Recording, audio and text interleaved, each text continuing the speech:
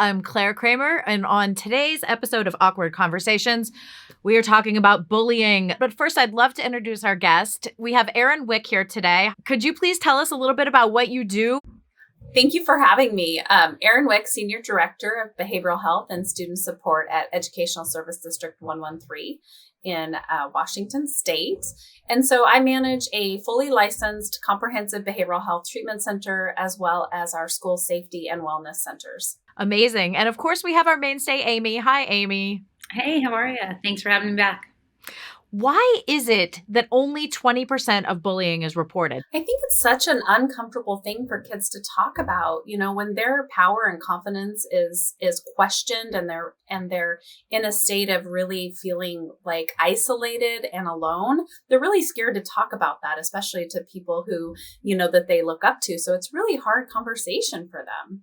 You know, what I feel like I see a lot is also such a sense of shame that kids have around this. Like, you know, it's embarrassing and they feel really, you know, shameful about it, which makes it really hard to talk about. Absolutely. You know, and because bullying is so underreported, we have to go back to what we are constantly addressing on the show, which is talking to your kids, observing your kids, paying attention to what they're doing, the signs. What are some of the signs that parents can look for if their child is being bullied and maybe has not verbalized that to them? Yeah, you know, any changes in behavior, are they, you know, is their eating habits changing? Are they not wanting to go to school anymore? Headaches, stomach aches, just feeling, you know, like being isolated, going into their room, not communicating in the ways that they normally do. So any of those signs that maybe just don't seem like your child is really the same child today, that something is going on. I think we've talked about this in another episode too, but, you know, a lot of the symptoms of anxiety kind of mimic the symptoms of bullying, because bullying creates such, you know, anxiety in young people. So other things might be, you know, excessive worry. It might be, you know, a decrease in grades, kind of a reluctance to, you know, go places like school or where there will be other peers. You know, they don't want to go to the school dance. They don't want to go to the school basketball game, you know, out of fear of whoever is kind of bullying them will be there. And there's obviously some very physical signs you can look for: destroyed items, you know, bruises, lost items. You can find all that in the show notes for this episode. It's a helpful resource for parents just to keep that at top of mind. So if you start noticing some of these different behaviors, what are some of the action items we can do? What can we as parents do to go in and address these things and even build a plan for future circumstances? So knowing your kid and how to really address them is so important. And that's, you know, something we need to learn and do ahead of time. But if you see these signs of changes in your child's behavior, really talking to them and talking to hear what they say, but also knowing to check yourself and make sure that you're not, you know, getting yourself overwhelmed with a conversation. So trying to be really calm so that you're opening up a clear pathway for them to communicate with you is so important. These situations are so emotional that as parents, a lot of times we want to jump to fixing it or advocating for our kid. And sometimes what they really just need is that connection, that relationship, and to feel safe in that moment. I think if you are finding, you know, you've kind of done that, you've heard them, you've listened to them, you've made a plan together, and, you know, you are really concerned about your child's safety beyond that, you know, certainly approaching the school and the school counselors or, you know, the administration there. I know in many states, including the state I live in, which is Massachusetts, it's now a law that every school has to have a bullying prevention and bullying intervention plan. And so, you know, being educated on what is it that your school already has in place to address these issues, I think it, you know, is a next, you know, really important step if you feel like you can't kind of, you know, contain this together as a family. No, that's a really good point. Even if you're speaking to the parents of the other child that's doing the bullying, you have to let the authorities know. Bullying is never, or very, very rarely, a one-off situation. It's a reoccurring behavior. And so letting the authorities know and shining that light on that situation is really imperative. It is so important to involve the school and put that team of people in place. As we know, most bullying goes unreported. And so a lot of times the school may not have that information. And so it really is important that we're communicating that with the school and with those other people. Is it an after school program? Is it a Boys and Girls Club? Like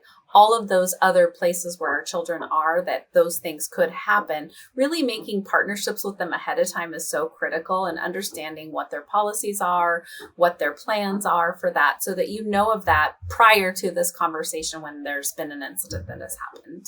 And aside from going to the authorities, I think that what I'm realizing is it's really important to have an action plan with your child, just like you would for any other circumstance, a bullying action plan, so that if they're experiencing this, Amy, you made the good point, they may be experiencing shame, that they can come to you or other authority figures without that shame, and they know how to report it. Can you give us some tips on creating that action plan? Every child is individual and they are all different. And so it's so important to work with your child to create that plan. What is going to work with them? How do they feel comfortable addressing this? Are there advocates within their school that they're comfortable going to? So again, just really coming from the going with the plan around what's going to work for your child, not what's going to work for me or for our older child, but really with that child and what's going to help them be successful to advocate for themselves. So, Erin, when I was young, 10, 11, 12, I was really shy. I was introverted. I don't know that I would have willingly gone to someone and just said, hey, I'm being bullied. Whereas my daughter, who's 12 now, she is so not afraid to say her opinion and speak her mind, and she would be the first to report something. How do you develop a plan that works for both of those type of personalities? If you have a super shy child, a lot of times they're going to try to be more avoidant of the situation, just come in a different door or leave before the bell rings. And so it's so important to help them have a better plan than just avoiding the situation, and really how they can get themselves help with an adult, and just really finding that one adult within the school that they can go to or wherever they are that this is happening. Because, this doesn't always just happen in a school. It happens on playgrounds, it happens on buses and those types of things. So again, having multiple plans and how you're going to interact with each of those different environments is really important.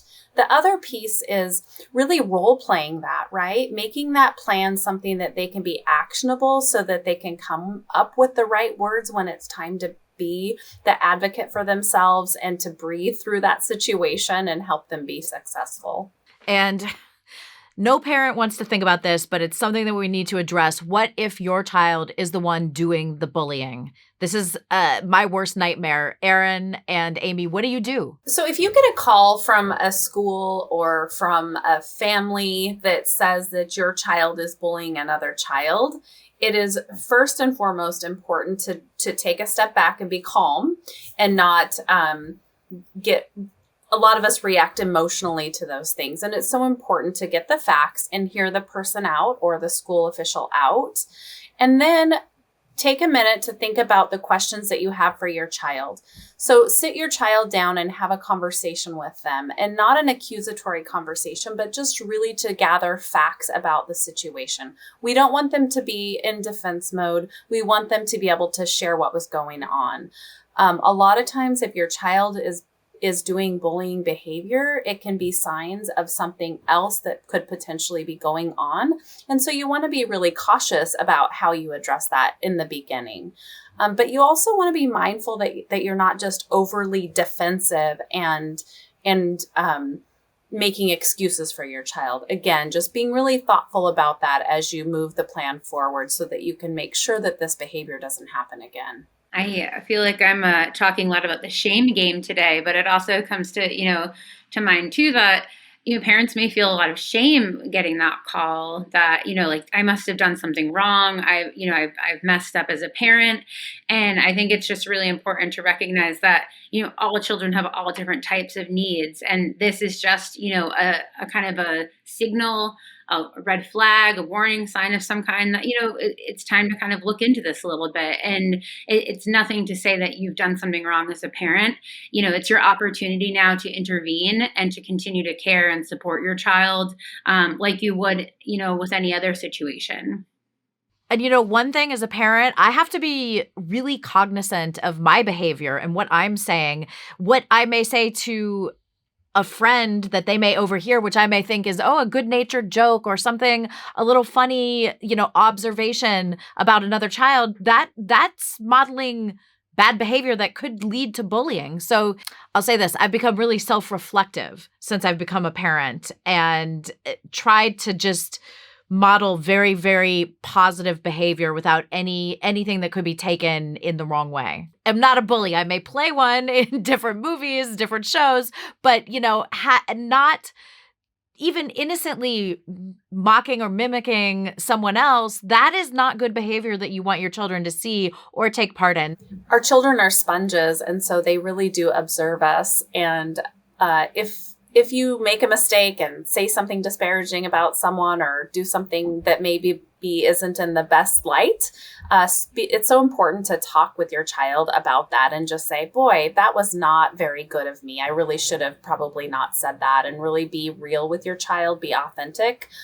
Especially if you're going to be having conversations and setting the expectations for them. And I also think there's some opportunities too when we see other people who are, bullying others or being unkind, whether that's on TV, whether that's, just out in public at the mall, someone talking to a cashier, like in a disparaging way, those are opportunities to kind of stop and say to your child, like, that wasn't, I didn't really appreciate how that happened. And, this is how we should, treat people, to kind of reinforce the message.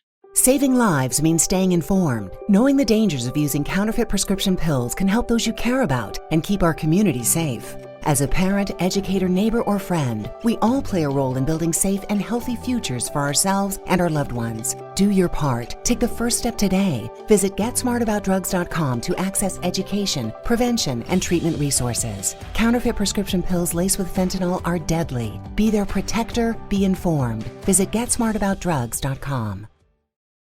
So one thing we definitely need to touch on as well is cyberbullying.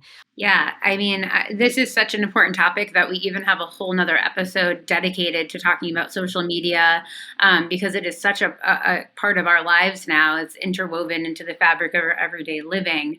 I think, I was thinking about this as we were talking about, like, in vivo or like in our kind of, physical world bullying, that when something's happening on Instagram or Facebook or Snapchat or TikTok, there's no administrator sometimes, like we were talking about with the school. And so, one thing to know is that if this is somebody from your child's school or from kind of their life, in person, the same resources, I think, still apply around being able to, even if it's happening off of school grounds or out of school time, your child's school is a huge resource for you.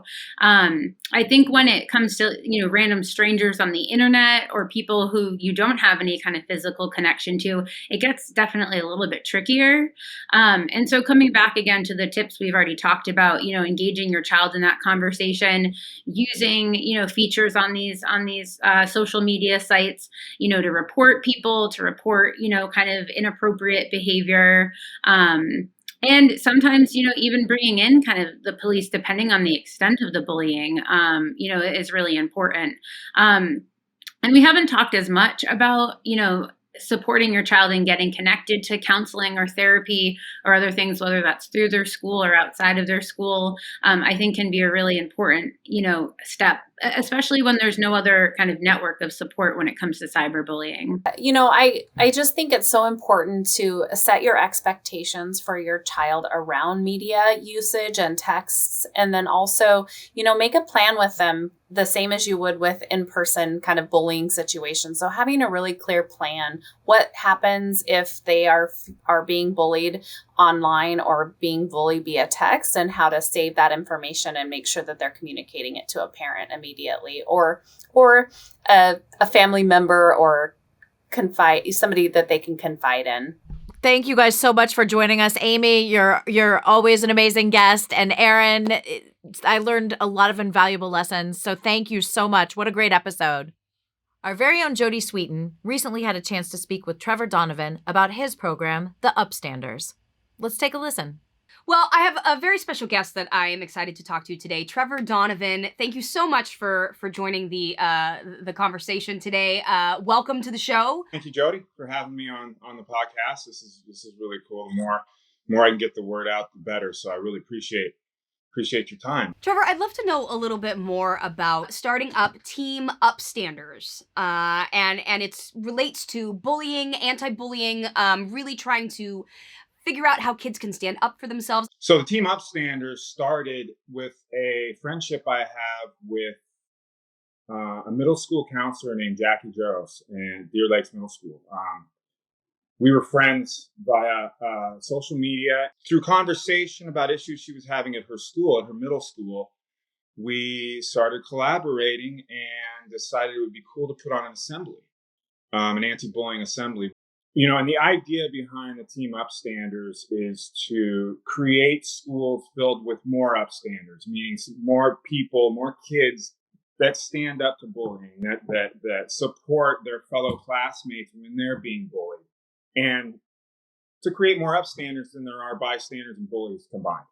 Team Upstanders needs to stop bullying in schools, and you can talk about it. I know when I was a kid, it wasn't cool. It's not cool to be nice or cool. You want to fit in these little popular cliques. But what if it is cool to be supportive of that unpopular, someone who doesn't have as many friends, new kid at school, or someone who's being picked on? If kids know that teasing one of these kids can result in them being ostracized and their popularity to plunge, they may think twice.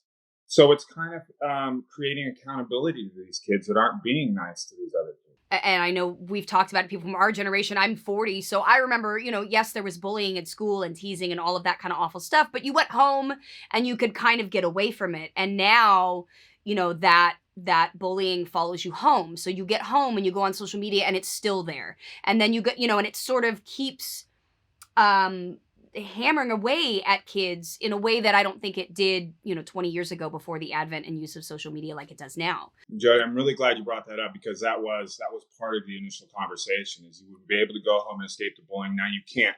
And it's even worse because of the anonymity. These kids, behind a phone, you can be even more cruel, and it's so gross. So one of our ideas for using the social media platform, creating a social media handle that all of the upstanders can go to and talk about the things that are happening in their classes, in the cafeterias, in the hallways where the bullying happens. We're providing a space for these kids to anonymously talk about situations that they're experiencing. And then the upstanders can meet with the counselor or the teachers and discuss how to address that. So by doing that, we're not calling out the bullies by name, because that in and of itself is kind of bullying. When those kids that are doing the bullying see this story being told, they're going to know it's about them, and they're going to know that they're being called out without actually being embarrassed. So that's when their popularity gets called into question. That's when, kids don't want to be embarrassed. Oh, no, that's definitely for sure. My older daughter was a peer mediator at her middle school and was amazing at it and so gifted and wonderful at it. Is that something that Team Upstanders is trying to incorporate, which is, having that peer mediation so that kids don't feel that they are, only being punished from adults or from, sort of teachers or whatever, but that it really is, how do we at this age, and really starting in middle school, come to learn to hear each other, accept each other, understand each other through peer mediation programs? That's exactly it. By creating this, it is peer mediation, but it's group peer mediation. There's strength in numbers, and so we really encourage the Team Upstanders, which is a group of 12 kids selected by the teachers, who seem to have influence, who seem to be looked up to by the other students. And it creates this group in strength in numbers, and a group of kids you can come to with your problems. Now, ultimately, you do involve teachers if need be, but we're really trying to encourage these kids to support each other. And I think that's going to create long-lasting habits and behavior into their adulthood. I'm always available for a Zoom. I try to Zoom with the kids and discuss how things are going. And it's a discussion we have on how to approach these kids that are bullying. And just like you said, rather than a threatening, this is what's going to happen, it's an idea of talking to them. Like you said, they're probably suffering some form of bullying in another part of their life. That's typically where this comes from. Now, I know Team Upstanders is currently, your pet project. You love it. You're trying to get it into more schools. How can schools who are interested in bringing this sort of peer mediation and group effort by middle schoolers into their schools if they're interested? They can reach out by social media, which is where we do all our communicating, either at my social media handle, at Trevor Donovan, or at the Team Upstanders social media handle. Either one of those, Instagram primarily, is where you can reach out. I'd love to hear from you, Trevor, if there are any really inspiring stories that you have heard from the Team Upstanders that are out there working in these middle schools. A really big, interesting, unexpected situation that happened is I was contacted by social media from a woman who lives in Florida and whose son was being bullied really bad, and she filmed him explaining the situation, explaining being bullied. It was heart-wrenching. That post got to me. We tagged it, we put it back out, it went viral, and they contacted us the next week and said that the bullying had stopped, that kids, their students who they'd never met before are coming up to him, introducing themselves, wanting to become his friend. This was kind of my point of, if you put it out there and you embarrass the people behaving badly, you don't have to name names, but you can set the situation. People are going to come in to support that person, and that is a great example. I love hearing that, because it is kids most of the time don't want to intentionally be mean, and they certainly don't want to be ostracized for being mean. And when they hear, hey, this is how your action, you might think that was just something small that you said, but here's how it really affected me.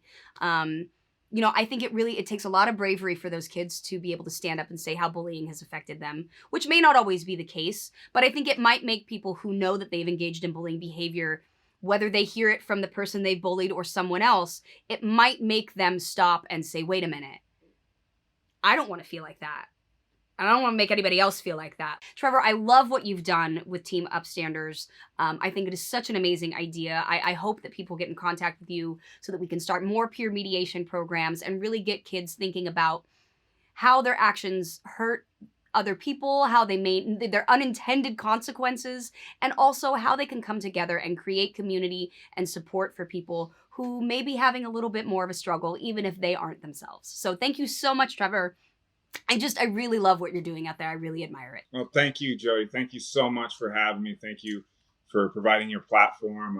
I just want as many people as possible to see this and start reaching out, and let's start making a change, And if you are interested in finding out more about Team Upstanders, you can go ahead and find those in the show notes, along with social media handles and more resources. Coming up on the next episode of Awkward Conversations. We are talking about Red Ribbon Week. We ask, or the program, the campaign asks kids to really do three things. Wear a red ribbon, sign an anti-drug pledge to live your life drug-free, and then tell others. Is these points of awareness, like Red Ribbon Week or like October and Drug Prevention Month, it gives us those points as parents, as educators, to start the conversation. Everyone listening to this podcast to get involved. My call to action to you: get involved in Red Ribbon, get involved in Prevention Month. You're helping to build a future for our country and for your family and for your neighbors that is at its best. Make sure to check out getsmartaboutdrugs.com.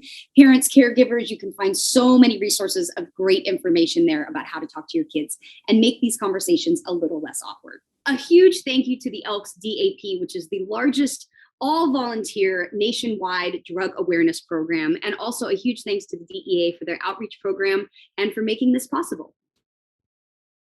The views, information, or opinions expressed during the Awkward Conversation series are solely those of the individuals, speakers, commentators, experts, and/or hosts involved, and do not necessarily reflect nor represent those of the production, associates, or broadcaster, or any of its employees. Production is not responsible and does not verify for accuracy any of the information contained in the series available for viewing. The primary purpose of this series is to educate and inform. This series does not constitute medical or other professional advice or services. This series is available for private, non-commercial use only. The production, broadcaster, or its channel cannot be held accountable for all or any views expressed during this program.